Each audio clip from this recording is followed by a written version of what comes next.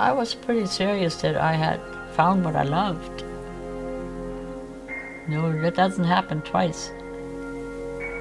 But when it happens, and it's a real thing, and you have your work with you, and your passion, and your freedom, and it can be so beautiful if you can be yourself. I was overnight like a reborn. That did it. Somebody really looking at me, really seeing me. There are many ways of making love, you know. So maybe the two souls, they were meant to be. He always said the gods are still with us. I walked with him through the woods, and he says, look at that formidable tree. I said, oh, I can eat up that word, formidable. He could feel what he was saying. You could feel it. His word is precisely what he feels. You see, I was hungry for his language in art.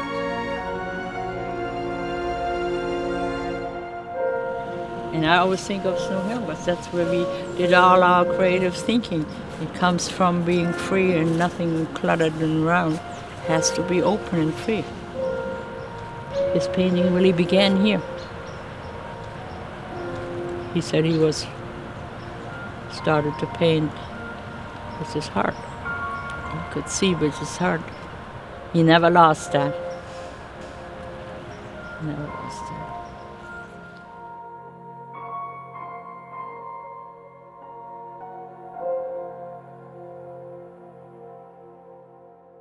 Yeah, you're coming.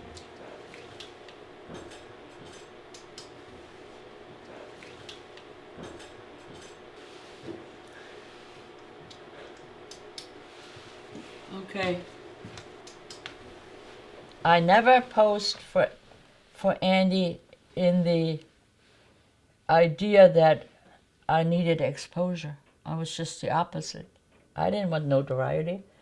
That was something that came on the side. We were running away from notoriety. I'm supposed to be the mystery woman. Something lost and found.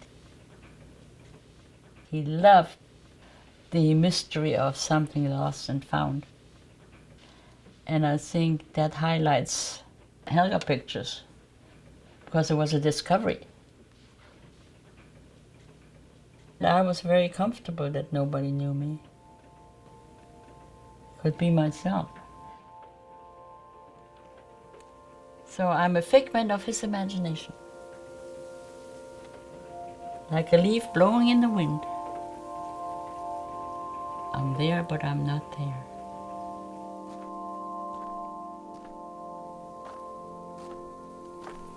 He didn't want to exist. You know that as well as I do. He wanted to just be the man looking at it, but not be in it. Yes, he is in it. Once removed, but you can't pin him down. And I was a silent sounding board, he called me, in order to realize, without saying a word, what was behind it. Talk about magic. You have to have silence. When you become part of something, it's so much bigger than yourself. It creates its own magic. It's a very personal thing. I don't know if you should talk about it even.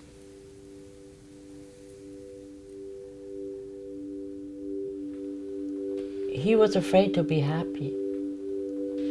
He was scared to death to be happy because he knew something would follow that didn't end happy. Yeah. I often said to her, why can't he smile more? But I sensed it probably more than other people, but I thought he's afraid to have a happy time. Always said no to that. No, you gotta stay with it. No, no. When we went to the place over at where he loves to get his hot dogs, we would sit in the car. We have our hot dogs or a hamburger. I know how he wanted it, to bring his soup along, or beans, like baked beans. Ate it right there in the car. Not with other people. And I came to cherish it because with him I was at ease, I was natural. But sitting with other people, it become conscious. Somebody will meet us, some son of a bitch will come along, you know. We kept that so private.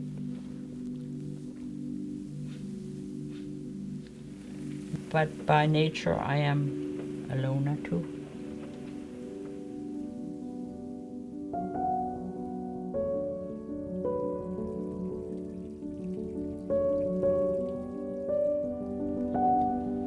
I consider myself fortunate that I came to this country and he found me. Everybody has a soul to share. And it's not so painful when you can share it.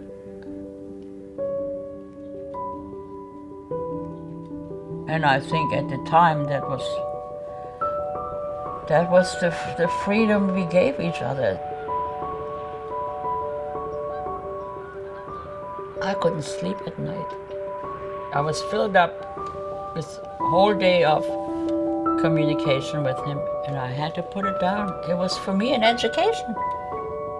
Somebody being himself like I wanted to be myself, and then sharing it with you.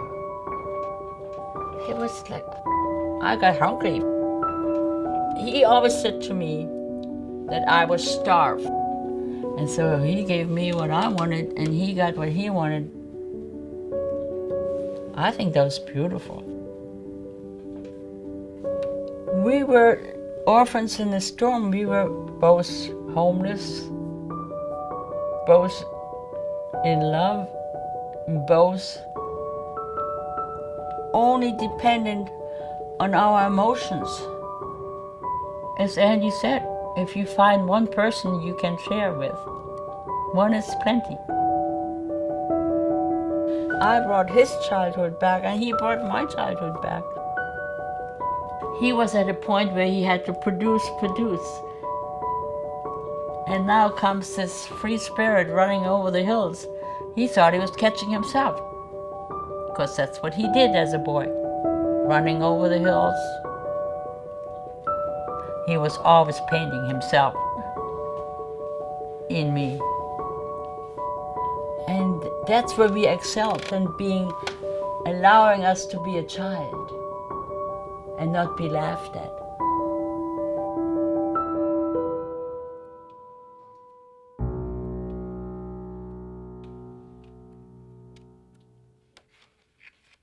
Yeah, I look like my mother. I like that one.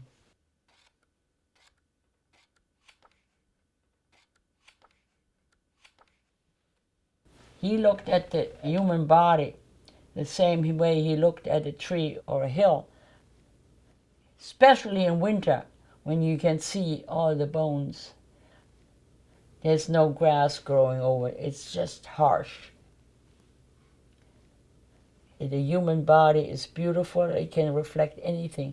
It's how you feel about it. And I never felt bad about my body. Never.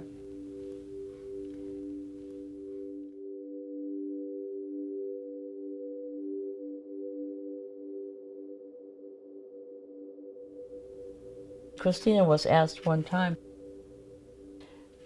what do you talk about when you pose? And she said, no nonsense. Nothing unimportant, it's all important. That's what all went into the pictures.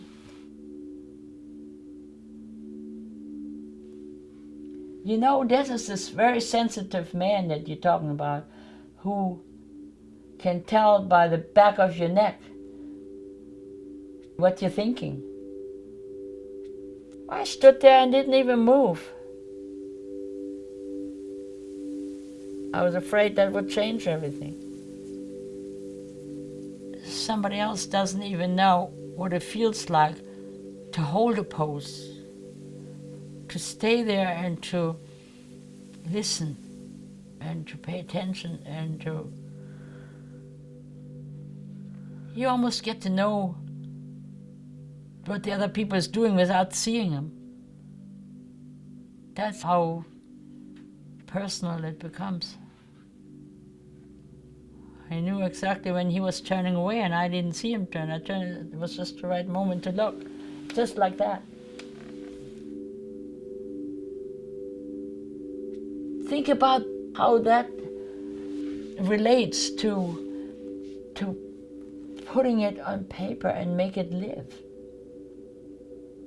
It's magic.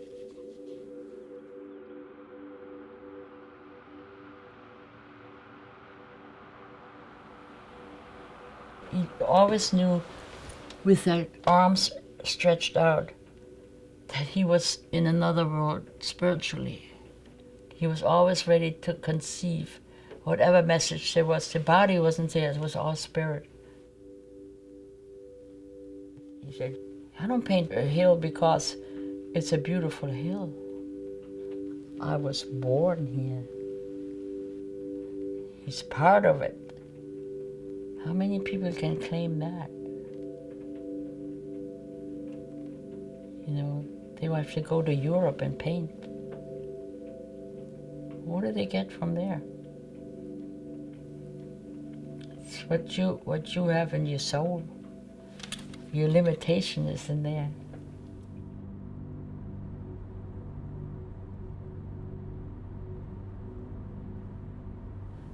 I was with him in Maine. We were in the car coming back one time. I wanted to take the straight road. He got so mad. And he said, now take the back road. I knew what he was thinking. You have to see both sides of the world. This is not all that's Maine. This is my Maine. You might know this Maine, but I know the hardships that the people have. And sure enough, I started to go very slow. I said, oh, something's up. Something is coming. When I came across it, I stopped cold in my track. A clam digger came up from trying to get a nice morning breakfast or something, and his clam hawk was empty. And I said, there it is. That's what he meant. It doesn't always happen that you have the bounty of the world at your fingertips. There's disappointment and hardship as there's rain after sun, you know.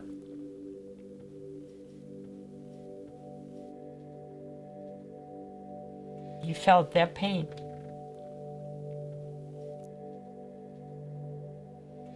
He called it almost a curse, but by painting it, it doesn't hurt so much. Painting is letting it all out on your work. It's therapy.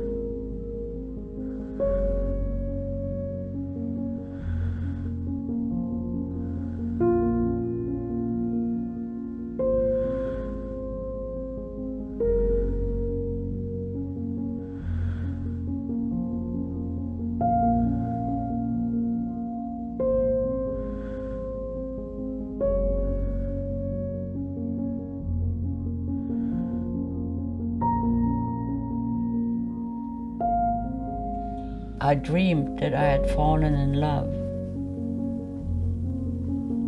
And I went at the end of my bed, kneed down. I said, oh, let it be true. Please let it be true. It means I'd never been in love before. There was this mind-boggling that was meant to be.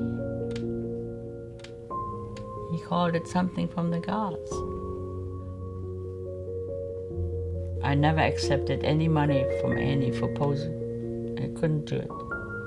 He works so hard and he gives up his time, and he has a hard time living and walking and breathing and doing it beyond his health. I couldn't. I was in an environment that was, to me, heaven. Heaven doesn't need any money. I loved being in the orchard. It was a life that I had lived as a child. And there it was again. Whew. How many people get to live their childhood twice? You get a vigor, you get a metabolism. Why would that happen? And he said that our life was something that we dreamed about. He said, I don't even want to talk about it. I'm afraid it disappears. It was so special. The magic is something that happens by itself. The spirits are all around us. You just have to be ready to pick it up.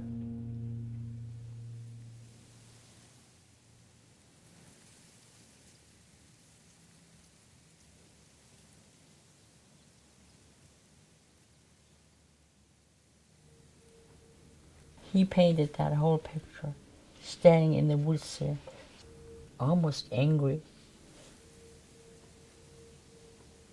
It was cold. The wind was blowing. In my mind, I still have his image, the way he went about it. Because he looked like that, himself. Brutality of that day went into that picture. He just put his life on the line, which he did most of the time anyway. It's life or death. He was a spirit. He wasn't a man. He never wanted to be considered a man. He's a boy. He's a spirit. He's in all the leaves. He's in all the trees and branches. He's in the very snow that if you have a dream, he'll make it come true and it'll happen.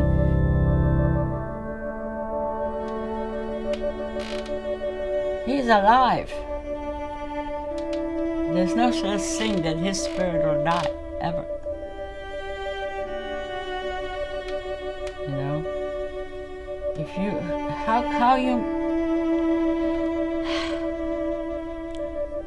how do you explain your dream? And you're so homesick, and somebody comes along and can turn that around. How do you explain something like that? What did NC call him? The boy has such wonderful spirit or imagination, such power in his eyes, the gleam and the fire and the face. The soul that NC wanted to paint freely was reflected in his son. There's something to that. I always look at it that way. It's all so meaningful.